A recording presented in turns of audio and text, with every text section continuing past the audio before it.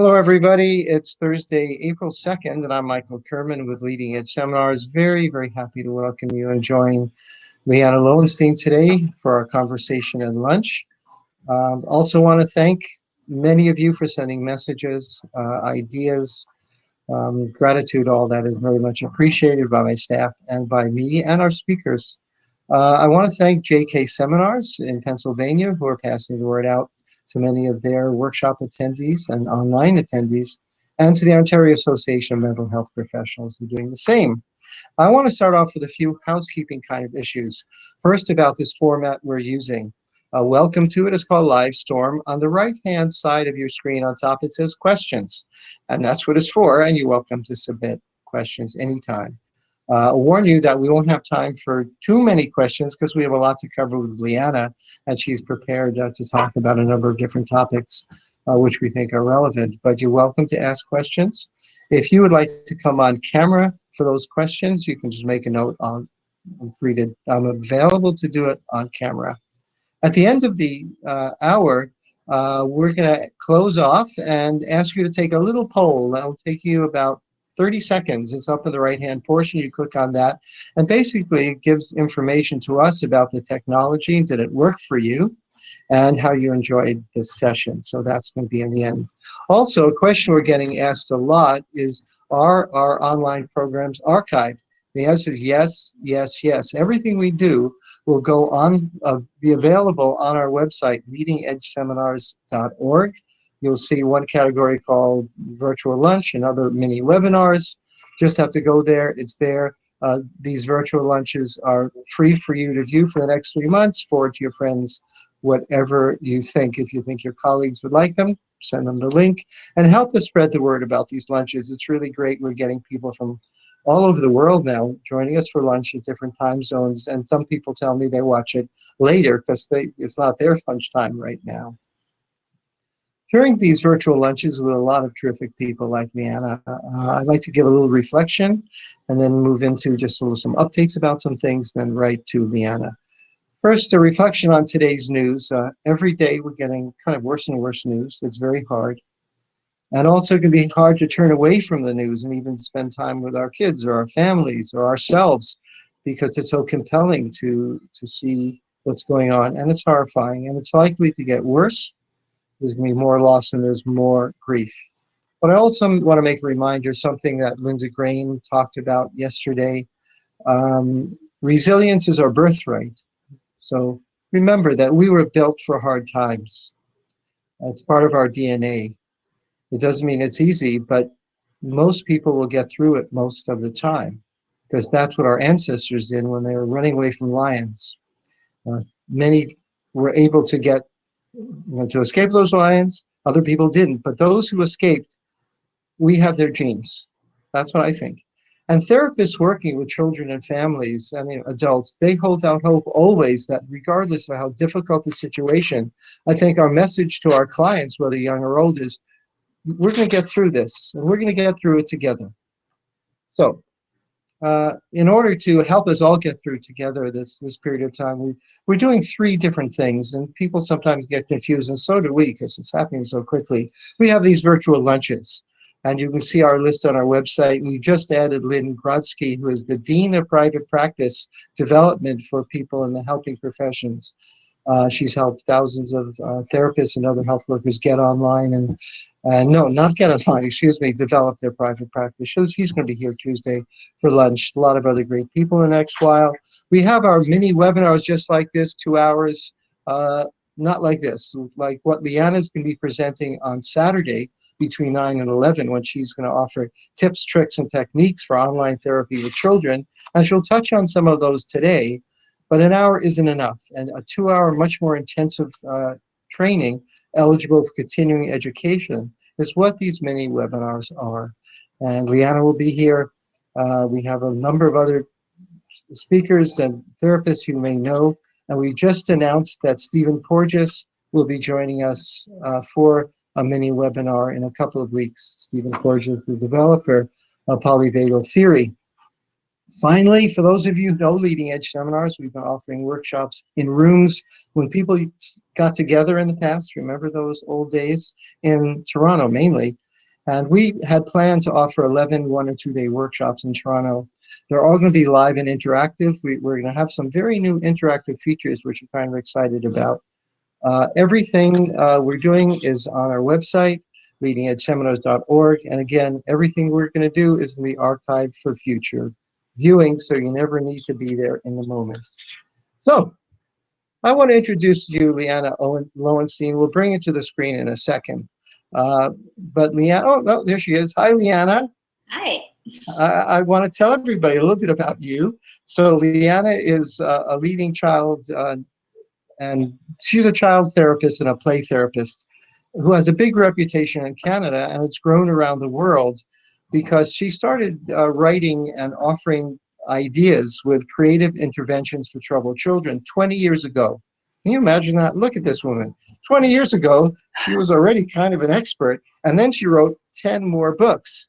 And through her books and kind of word of mouth in the play therapy community and communities around the world, she was getting, or continues to get, more invitations to teach her very creative techniques all around the world. And I just want to tell you one little story.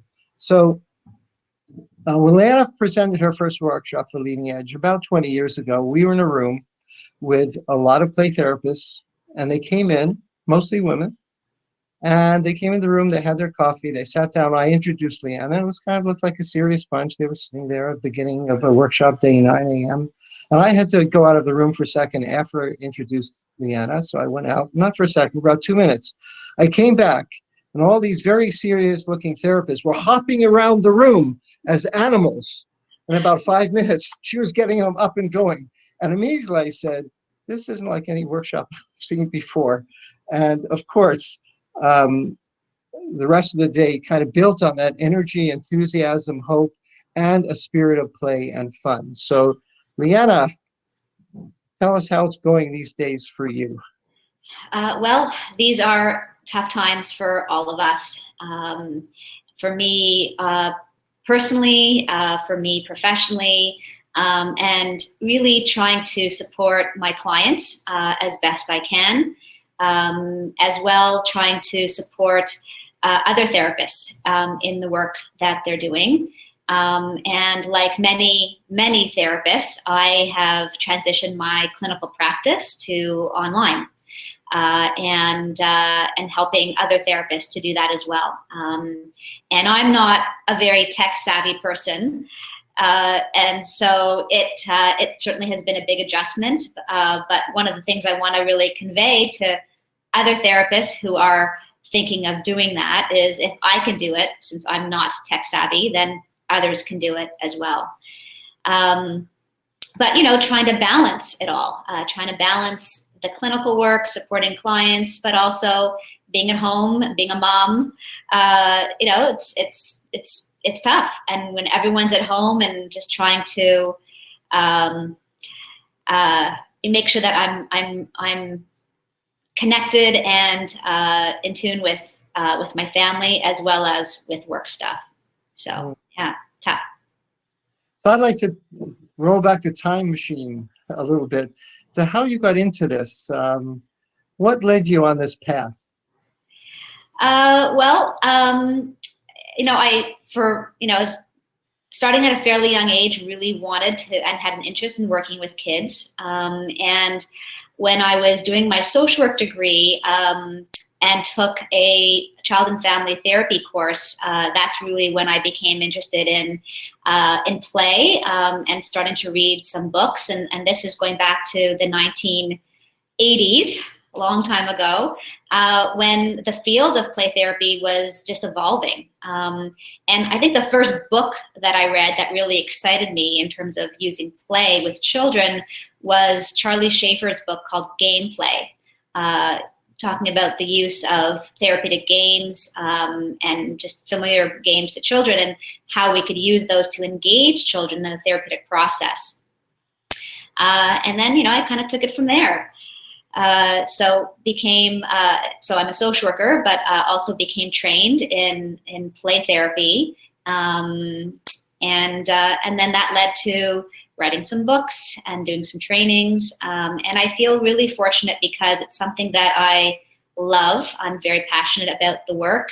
And especially now, really being able to support my clients and continuing to use play, even if I'm in a separate location and there's a screen separating me and the child, I'm still able to integrate play in my work to support not just kids, but their caregivers as well and families as a whole. And in terms of supporting kids and families, you started off with certain intention for the first book, and then you went on to look at different populations. How did it all develop? These various books and these tools, they started off and then they grew and grew. What happened? Well, as I started to work more and more with certain populations, like children dealing with divorce, bereavement, anxiety, then I started to develop techniques for my own use with my clients, and then started to publish the work. And also really looking at how to integrate play in family sessions, because just like children are going to have a tough time talking directly about difficult thoughts and feelings, when you have kids in family sessions, it's tough for them to verbalize as well. And so I became very interested in how we can integrate play in family work and family therapy, and that led to putting out some publications on family play therapy, and as well inviting my colleagues all around the world to contribute their ideas. So some of the books that I've published aren't just my own ideas, my own work, but I've edited some books with activities, interventions contributed by child and family therapists all over the world, and that's been really, really exciting. Okay, I'd like to bring us to the present moment. If we were talking a month ago, the conversation would be very different. And from what you're seeing in your own practice, because you're still a practicing therapist, and from what you hear from colleagues, what might kids be struggling with right now? Well, certainly anxiety is a big one. Kids are scared, just like adults are scared and anxious about what's going on now and just the uncertainty. So are kids. But I think one of the things we really have to think about is when parents are doing well, usually kids are doing well. When parents are struggling, kids are struggling. And so I think one of the things we really have to try to do as mental health professionals who are supporting children is to assess not just the child, but the child in the context of their environment, and to assess what's going on in the home, the dynamics, and also try to support the caregivers, because in order to help the child, we have to help the caregivers. So I think there's just like a lot of anxiety, a lot of loss. Children are missing the things that they used to be able to do, just like we as adults are missing things. So kids are missing out on play dates, going to the park to play. I have a 15-year-old daughter, and she is certainly missing hanging out with her friends. And I have a cute story actually to share. My story involves a little bit of foul language, so I hope that this won't offend anybody. So when I'm doing a clinical session, I have a little "Do Not Disturb" sign on my home office door, and my daughter knows to not disturb me. And so I have the office door closed. Anyways, about 10 days or so ago, when we were more and more being mandated to stay at home, and small businesses were starting to shut down. So my daughter and my husband went for a walk, and I was doing some paperwork at home, and my phone rings, and it's a client in distress. So I didn't I was trying to respond to the client, didn't think to shut my door and put on my "Do Not Disturb" sign.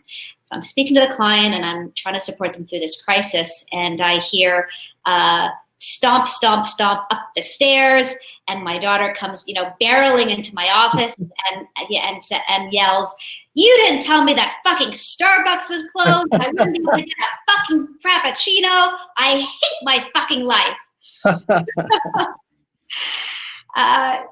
So I think that just really illustrates that we're all going through a tough time and dealing with loss.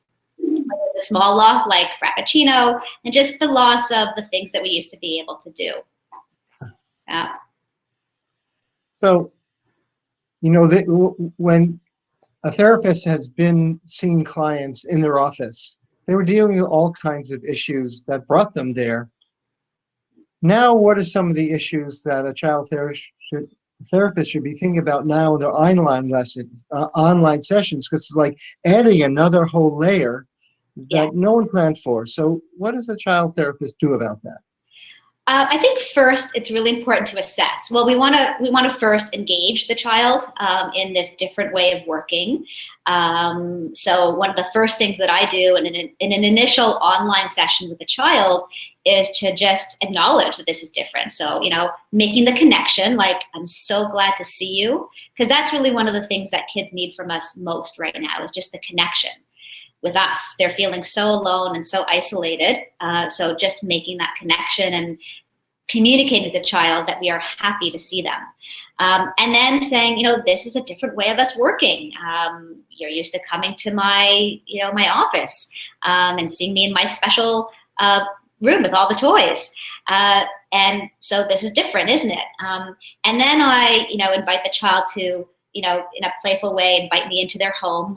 We do this, with a younger child, I might do a, all about me show and tell, and get them to find something in their home that's special to them.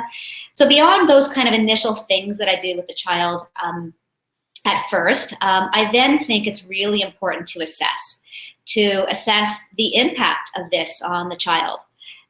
Some kids, as you said earlier, will do better, and some kids will really struggle to cope with this. And so I think we need to remind ourselves of risk factors and to assess for those risk factors. So things like if the child prior to all this was already struggling with mental health issues, like anxiety, for example, then all those issues are going to be heightened now. If the child is living in a home environment where there's not a lot of caregiver support, there's a lot of negative interaction between the child and the parents, and inconsistent parenting, we need to assess that. We need to assess safety issues, is this child safe in their current environment? With the increased stress that parents are under, there is, obviously an increased risk of abuse, different forms of child abuse, of parents engaging in substance abuse, depression, anxiety, and so we really want to try to understand the impact of that on children. And then sort of once we've understood the environment that the child is in right now and some of those risk factors, then we want to think about, well, how can I address those issues? And of course, my way of working with children is to use engaging and playful activities to create a safe environment where kids can openly express what's going on and learn coping strategies. Okay, I have another question. You quite often see children alone for play therapy after you meet their parents. So let's take an example of a child you've been seeing in play therapy. What about the whole issue of privacy, confidentiality? They're in their house. How do you handle that?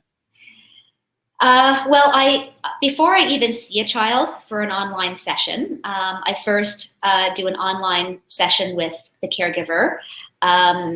I have a handout that I will send the caregiver first that explains some basic things, and then I set up an online intake with the caregiver to, first of all, get an update from the caregiver on what's going on in the home, but also to talk with the caregiver about what we need to put into place in order for online sessions to be effective and appropriate.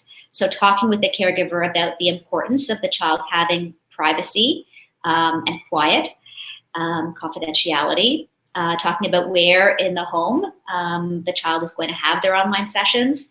I ask the caregiver to actually show me, to take their screen and to actually show me where the child is going to have their online sessions, to make sure that it's, again, appropriate, not a lot of distractions, quiet, and private.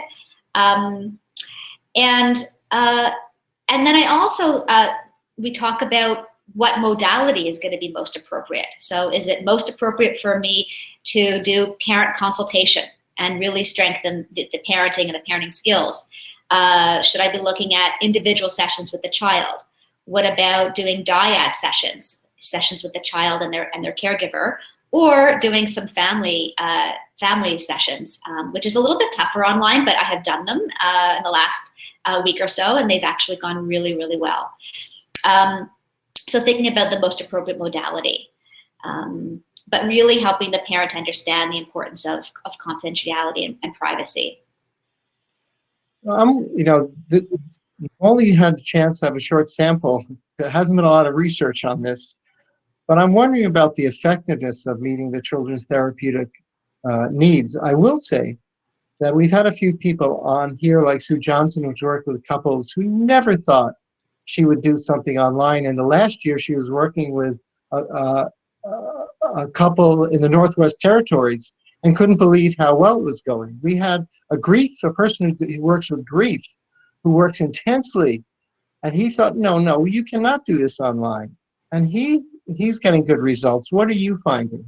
Can we be hopeful about this? So exactly the same thing. A year ago, if you would have said, do this online, I would have been, definitely very negative about the idea. And in fact, I have some colleagues who have been doing online sessions with kids for quite some time, and I had some, mixed feelings about that. So I have to say that I have been absolutely amazed at how well kids have responded.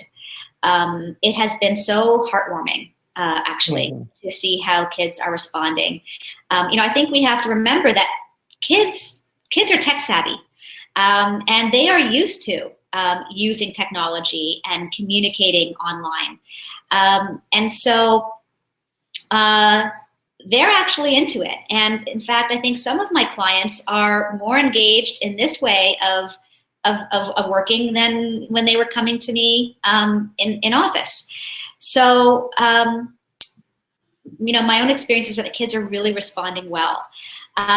One of the, I think, struggles has been, quite frankly, engaging the parents in this way of working. So it's often, the kids aren't the ones that are really resistant to the idea. It's often the parents thinking like, my kid this isn't gonna be therapeutic for my kid to meet with Liana online.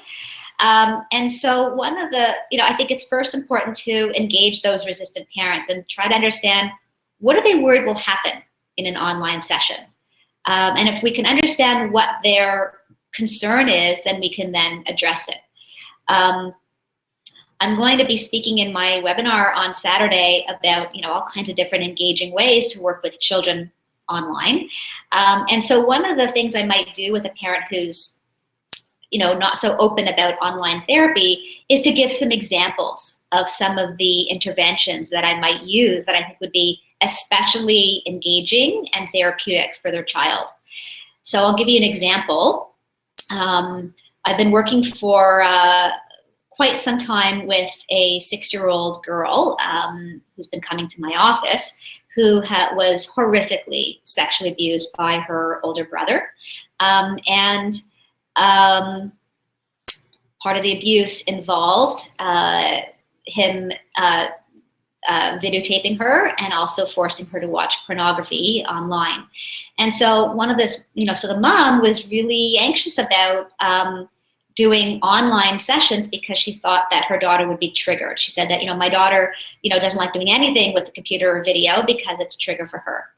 And so I reassured her. I said, I can certainly appreciate why you're worried about doing online therapy, but I think that, trust me that I will create a safe environment.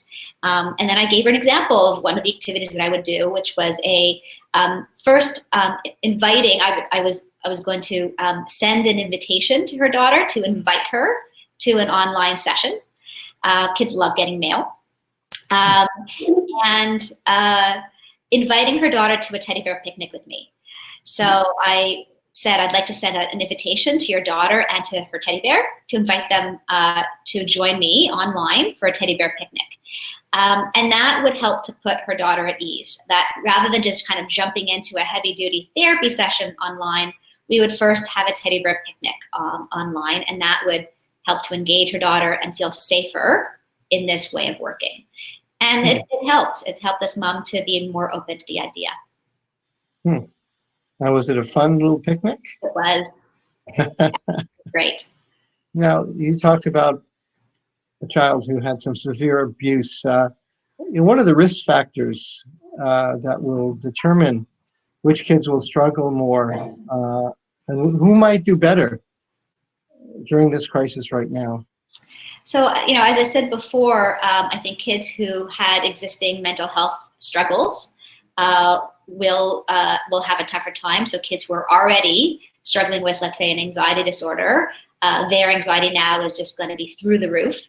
So those kids are going to have a tougher time, and kids where the home environment is really stressed, and they don't have a caregiver who they feel they can talk to, who they can open up to.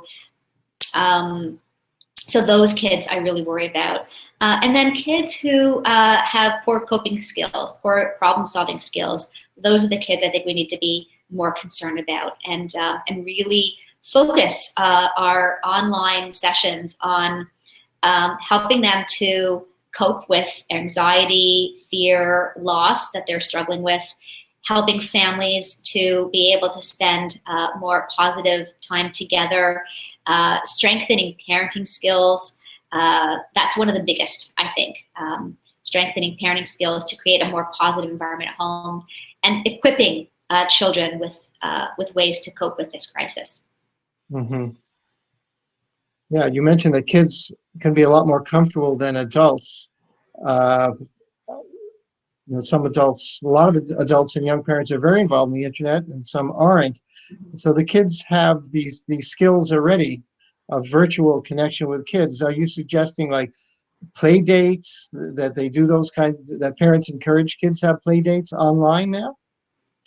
Well, I think that, so, I think you're asking beyond a therapy session, Yeah, beyond the therapy session. Is this something you'd suggest? Yeah.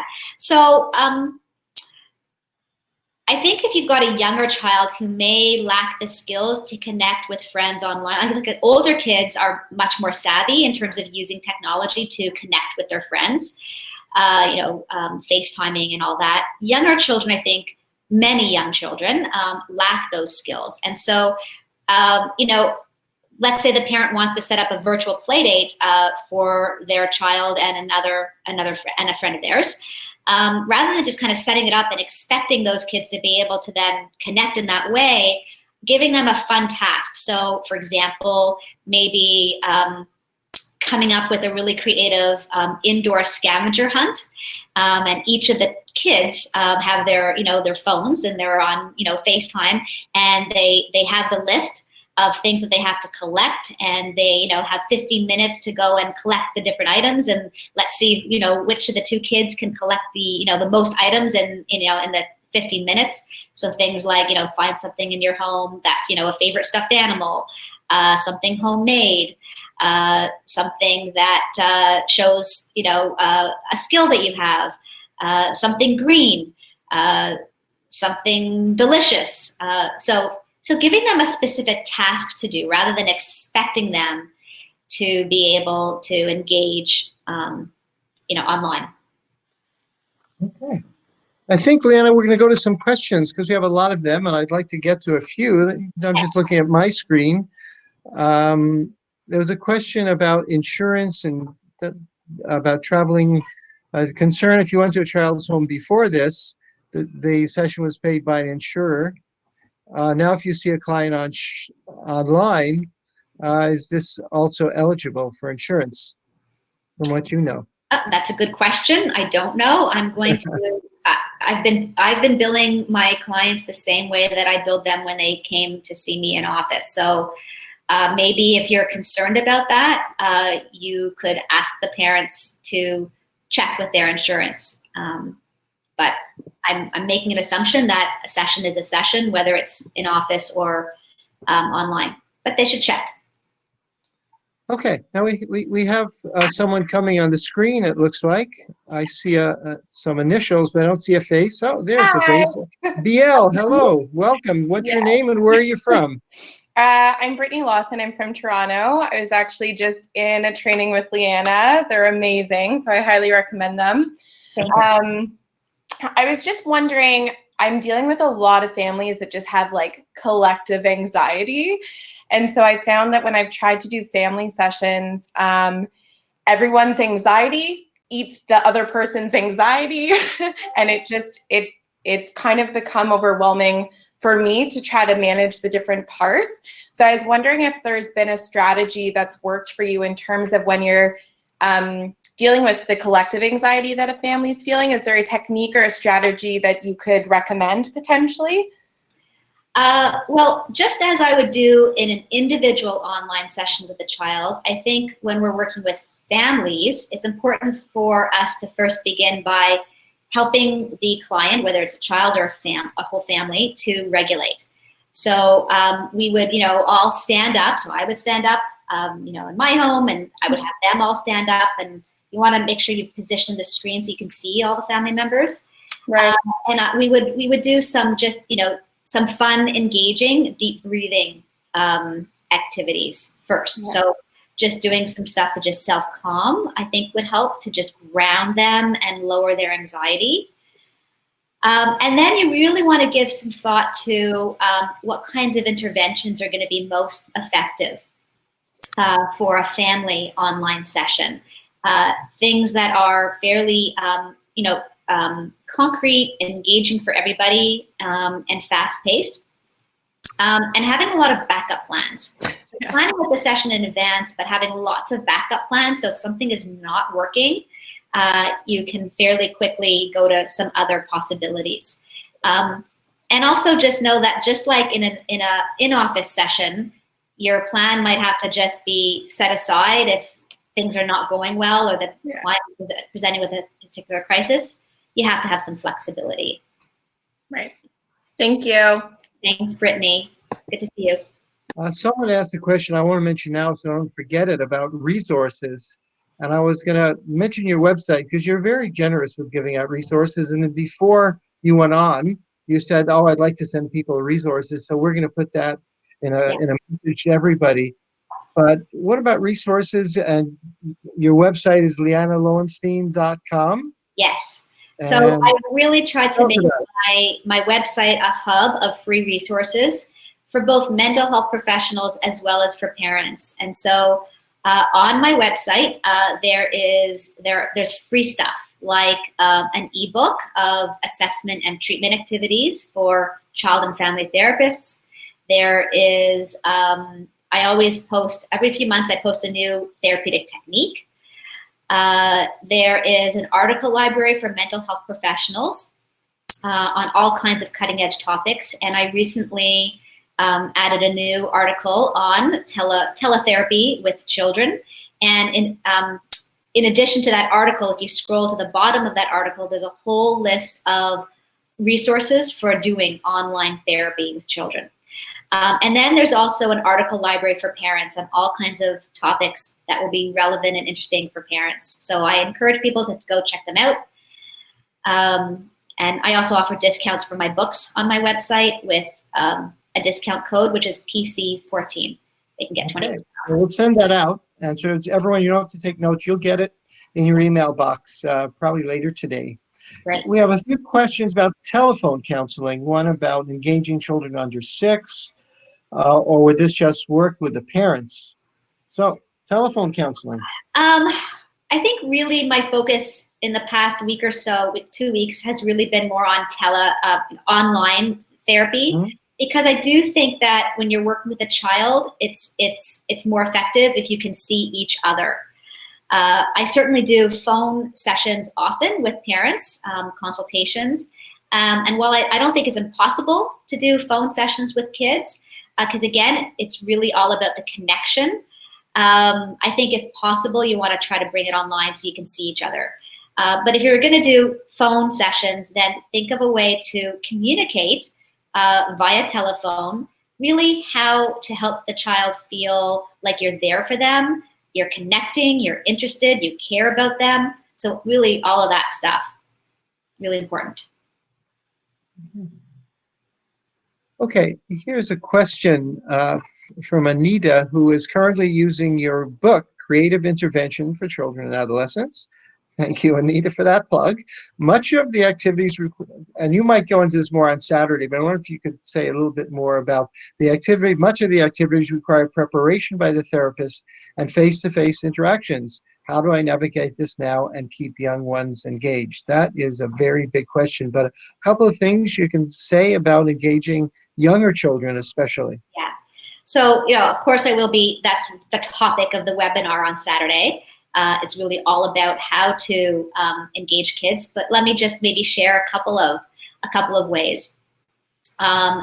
So I think that one example would be the game Rock, Paper, Scissors, which lends itself so beautifully to online because you can see the child can see you, and so we play Rock, Paper, Scissors, and kids are excited to play because they know the game; it's familiar to them. But in this twist, whoever wins the round gets to ask the other person a getting to know you question. So things like, what's your favorite color? What's your favorite animal? What's a food that you really love? What's a food you really hate? What's your favorite thing to do at home? And so that's a fun way to engage the child, help them feel more comfortable talking with you online, and just lowering the threat level of it.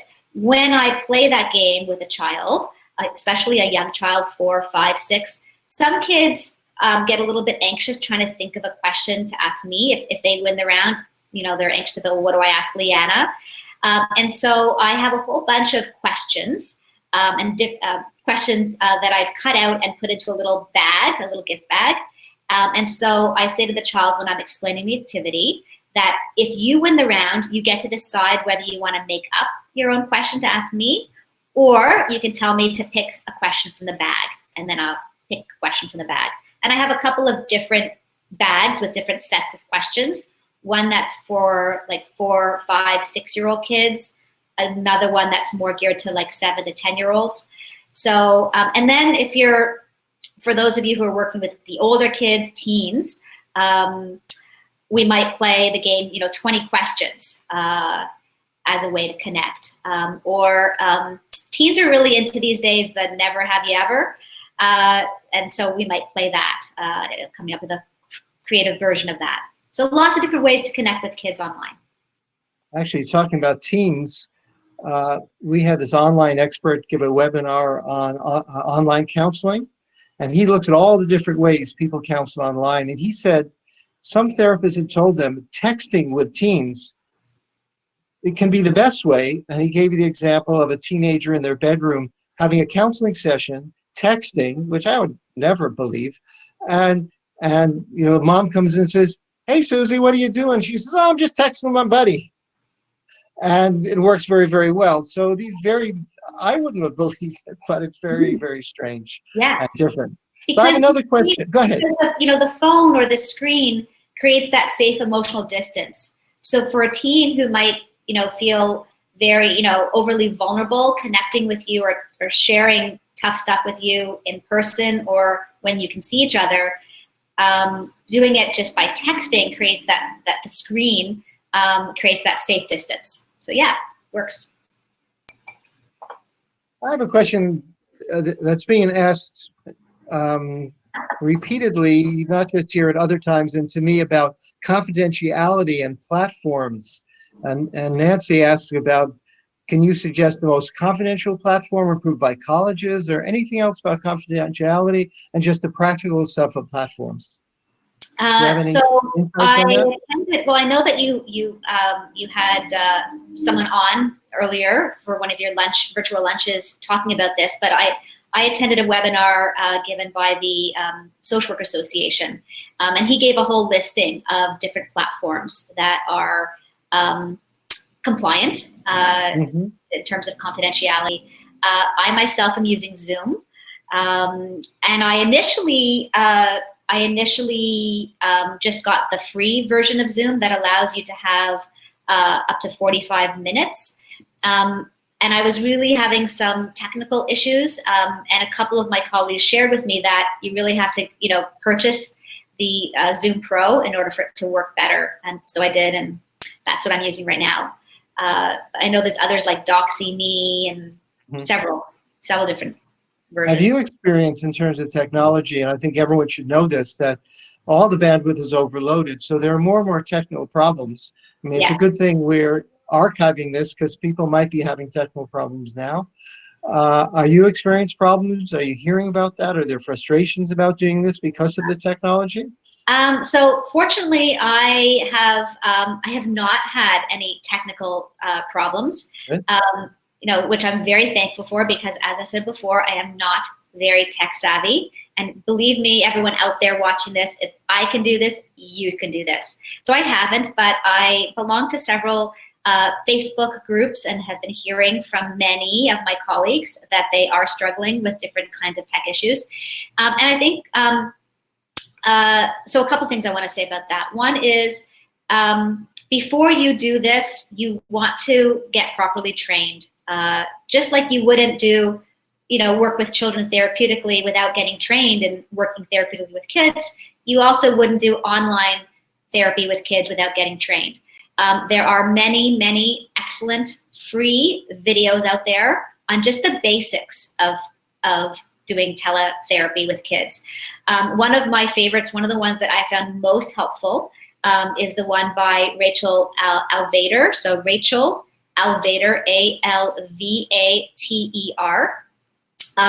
and it's a free YouTube video on teleplay with children. Highly recommend that one. But there's also many, many others. So get trained, practice with your friends' kids. Do some mock teletherapy sessions with your friends' kids first until you feel comfortable doing it with your clients. Okay, well, it brings up 2 points. First, more about the technical part about confidentiality and testing.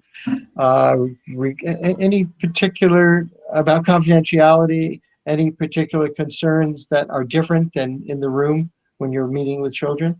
Well, first you have to, you need to get specific client consent to even conduct online sessions. It's a different kind of consent that you would normally use for in-office clients or sessions. And again, when I first started doing online sessions, I wasn't sure how to create the right kind of consent. So I took to the web, I did some research, I found lots of good free ones out there, and then created my own. All of the different professional organizations have lots of resources that they have put onto their websites. So go to your professional association, the Association for Social Workers, for Psychologists. They all recognize that we are struggling with this and rushing to meet the demand of supporting our clients and doing it online. And so they are, they're making available lots of different resources out there. In terms of resources, are parents asking you about how to talk to kids about COVID right now?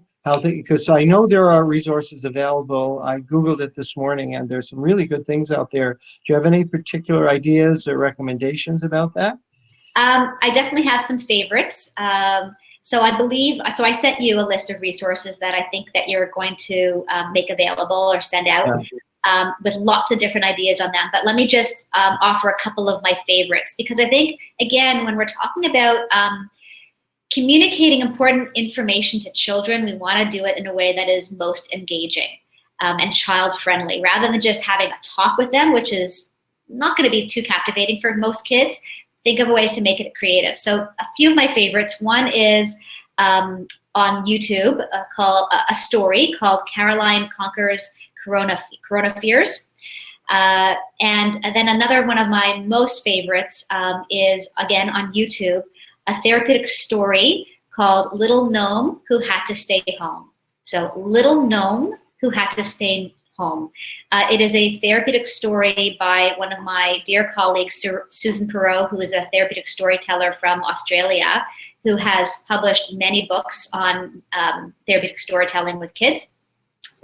So she created this story specifically to help kids cope with our current crisis. And then somebody took that story and created a puppet show and put it onto YouTube. So it's a wonderful story to show kids. And then once you've watched, a parent and a child has watched, one of these YouTube videos, then it opens up dialogue. So then you want to teach parents how to then talk with kids in a way that will help them to open up. So all those active listening skills that we learned as mental health professionals, we want to teach parents how to do that, how to just listen with undivided attention, how to reflect back what the child has said, how to ask open-ended exploratory questions to invite more. So, we saw in the story that, Caroline feels afraid of, A, B, and C. Tell me what you feel most afraid of. So that, using it as a foundation to then open up dialogue. Are you having a different kind or more contact with parents these days than you would have before? It's always been an important part of my work to involve the caregivers. I don't think that we can work effectively with children without thinking systemically and working with the child, the caregivers, and often with the whole family. So I'm continuing to have a lot of dialogue with caregivers and really doing my best to support them. I know that my child clients will do better if I am supporting their caregivers. Well, as a follow-up, Odette asked, are there particular parenting or caregiving skills that you'd highlight to strengthen, particular skills that right now you would highlight more than you might have before? So yes, I think, again, equipping caregivers to open up the dialogue, to just, first of all, make the time, and then on a regular, consistent basis, create opportunities for that talk time. So I talk with parents about an intervention I call table talk, where the parent invites the child to come and sit with them, and the parent asks the child, how was your day today? Was it a happy day or a sad day or a happy and sad day? And what happened to make it a happy day or a sad day? For older clients, the question could be, how was your day today on a scale of 1 to 10? 10 being worst day ever had. 10 being worst day ever had, 0 being best day ever had. And then, again, teaching parents how to really listen, reflect back, exploring more through open-ended questions. And helping parents to understand that kids are feeling so alone and isolated right now. They need that connection with their parents. They need to be able to talk with their parents about how they're feeling, about their fears, about their anxiety, about their loss, about all the things they can't do right now. So I really am encouraging that in my parents, and by suggesting this, the table talk activity, it creates a more structured format for parents to use to open up the dialogue. Mm-hmm. In terms of parents being creative at this time, because it must be so hard for many parents as well as their children. Are you? And I know, for example, in Toronto, the parks are closed. Everyone's staying home everywhere. In some places, there's more restrictions than others, probably for good reason. Is that a discussion you have with parents? And do you find it's different in different places, like in rural areas as opposed to the city? What are some of the ways you talk to parents about this? So I put together a resource list of things that parents can do with kids at home. Resources, YouTube videos, free stuff that is available to them. And I've sent this list to you to hopefully send out to other people. Oh, they'll get it. And so I send this list to parents so that they have these ideas. There is so much free stuff available online for parents and families to access and to really create some fun moments at home. These are stressful times, and everyone is feeling overwhelmed, parents especially. But if they can make the time to use this as an opportunity to have some fun times at home, then I think that's the silver lining here. So things like, there are many museums, children's museums, that offer virtual museum tours. Parents can make it into a theme day. So for let's say they have a kid who loves dinosaurs and has a whole little, dinosaur miniature collection. They can invite their mini dinosaurs and dress up and go on a virtual museum tour of the Natural History Museum, for example. Parents creating, indoor scavenger hunts for their kids. Playing indoor, hide and go seek in the dark with flashlights. Searching new recipes together and cooking. Searching funny jokes on the internet and making a joke book together. So lots of ways that I think kids and their parents can enjoy the time during this very, very stressful period. Here's a question. We'll change gears a little bit because you are always so great with all these tips. You're on and on and on. But here's another question that doesn't have to do with tips. Aileen asks, is there anything I should be aware working with a child in temporary foster home by phone or online? Well, I think the same thing applies, whether the child is living with their biological parents or in a foster care setting or a group home. Whoever are the primary caregivers, you want to first connect with them. So whether it's a grandparent or foster parents or a group home staff, you want to first connect with them, assess how the child is doing from their perspective, and help them set up what's necessary to make online sessions effective, private, confidential. So hopefully wherever the child is living, they can access a private space to have their therapy sessions with you. Mm-hmm. So it's a variation of really working with the caregivers in a very unusual, difficult time. Yeah, yes. Yeah, okay. Let me see a question. Okay, with the shift to working online from home, we have access to devices, and work always to have access to us. I'm wondering if you have any tips for establishing and maintaining boundaries to protect mental health professionals from increased risk of burnout of this new environment. And hold on, thanks for joining us. We'll come to you in a minute. But now we're talking about burnout, protecting ourselves, self-care. Self-care, so important.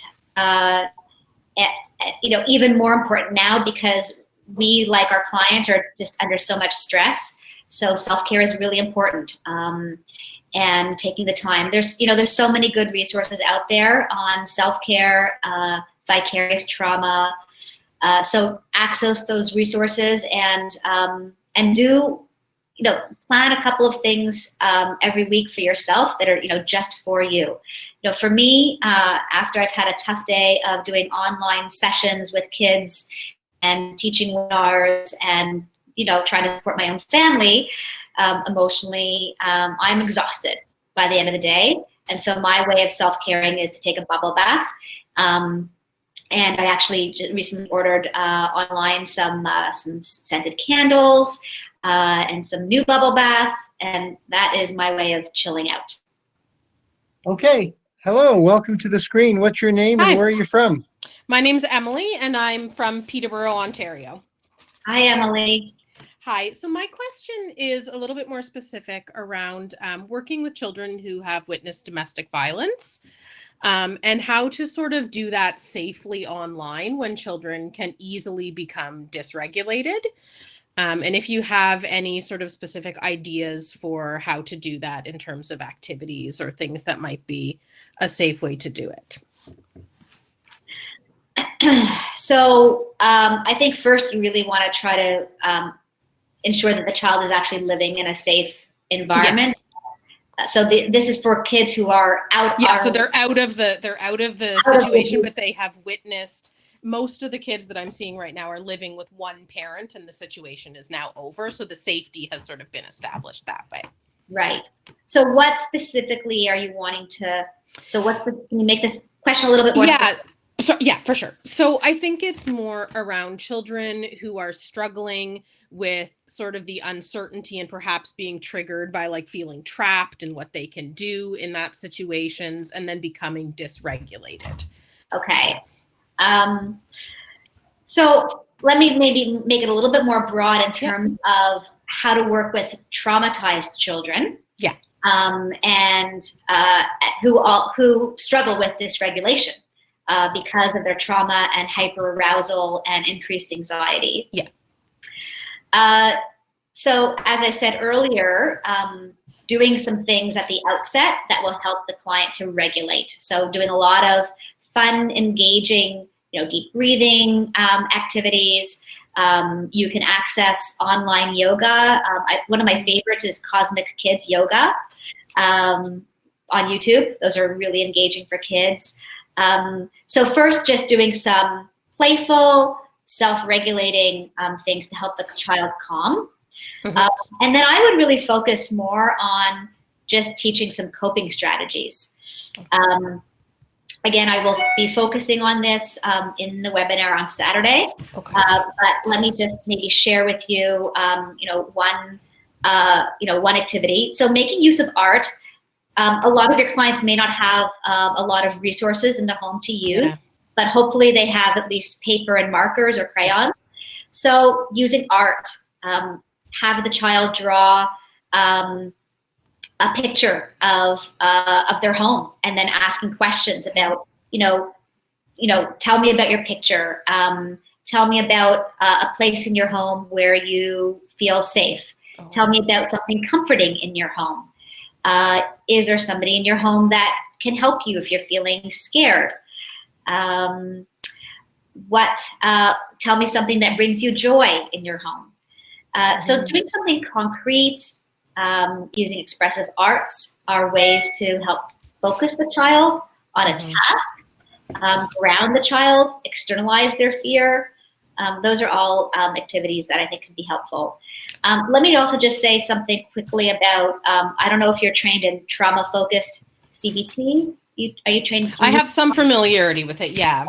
So if you're not trained in it, then you're not using it. Or for those of you who are watching this and who are trained in trauma-focused CBT, there are some good articles on doing trauma-focused CBT online. Don't do it if you're not trained, but if you are properly trained in trauma-focused CBT, then look up those articles on how to do trauma-focused CBT online. Perfect. Thank you so much. You're welcome. Thank you, Emily. And thank you, Liana. I'd like to say a few closing practical things before I thank you one more time. First, I'm very sorry, we have a lot of questions, but we're out of time. But I have a request from you, two requests. First, there is a poll. If you look in the upper right-hand part of the top of your screen, it should say poll. We have 3 easy questions that gives us information about the technology. And did it work for you? Did you hear and did you see it? And how you enjoyed this and if you found it satisfactory. And secondly, we're looking for your feedback. You can always write me at michael@leadingedgeseminars.org if you have suggestions, anything you think we should be doing differently or better, or speakers or ideas. This is a community event. We're playing by ear. We are winging it. Things are happening every day, sometimes every hour, that change what we do and what we can offer. So, Liana, it's been 20 years of working together. I want to thank you very, very much for being here. I think it's hopefully other people found it as interesting, as useful as I did. And we will send out your resources and keep up the good work. Thank you, Michael. As always, it's a pleasure. And thank you for all you are doing to provide resources for mental health professionals. Thank you so much. Okay, everyone, have as good a day as you can. Thank you and goodbye.